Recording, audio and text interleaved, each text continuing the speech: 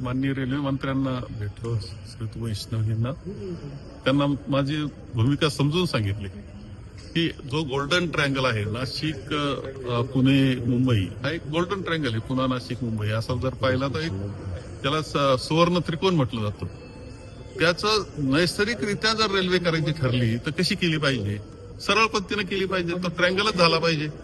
असं नसताना त्याचा पूर्णपणे दिशा बदलून ती दुसरीकडे नेणं आणि जो प्रवास 2 तासात होणार होता तो 5-6 तासाचा करणं, याला काय कोणत्या याच्यातून नियोजनातून केलं जातं हे काय मला समजत नाही. आणि हे सगळे यापूर्वी मान्यता ज्यावेळेस घेतली, कॅबिनेटमध्ये आमचा ठराव झाला, आमचा स्टेटचा वाटा देण्याचं ठरवलं आम्ही, हे सगळं झालेलं आहे. एवढंच नाही तर 400 कोटी जवळपास हे कॉम्पेन्सेशन सुद्धा वाटून झालेलं आहे शेतकऱ्यांना. त्यावेळेस सगळी गोष्टी ज्या टेक्निकल बाबी सांगताय त्यावेळेस काही निदर्शनाला आले नव्हते का? मी होतो त्या प्रक्रियेमध्ये, त्यावेळी चर्चा झाल्या होत्या, काहीच अडचण नाही.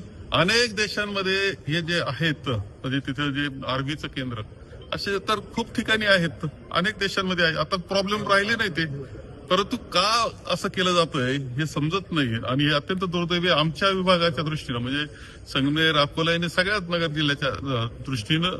इव्हन ही मी म्हणतो ही रेल्वे जी आहे जुनी ही संगमेर अकोल्यातून जाणारी, ही तर पूर्णपणे सगळ्या विभागाला मदत करणारी आहे. शिर्डी आणि विमानतळाच्या जवळून जाणारी आहे. असं असताना हा बदल का करतायत हे समजत नाही आणि खूप दूरगामी परिणाम आमच्यावर होणार आहे. कनेक्टिव्हिटीचा मोठा प्रॉब्लेम होणार आहे.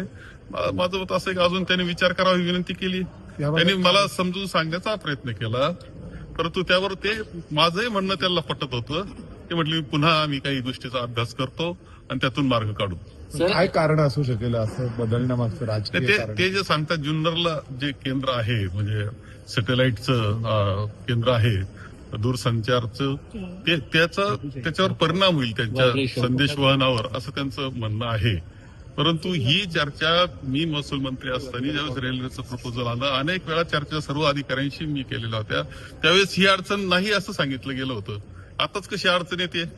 याचा अर्थ काय, हेतू काय हे समजत नाही आणि इतकं चुकीच्या पद्धतीनं तो मार्ग ठरवला जातोय. हे आमच्या विभागाच्या दृष्टीनं अनेक वर्षाकरता ते दुर्दैवी गोष्ट घडते आहे.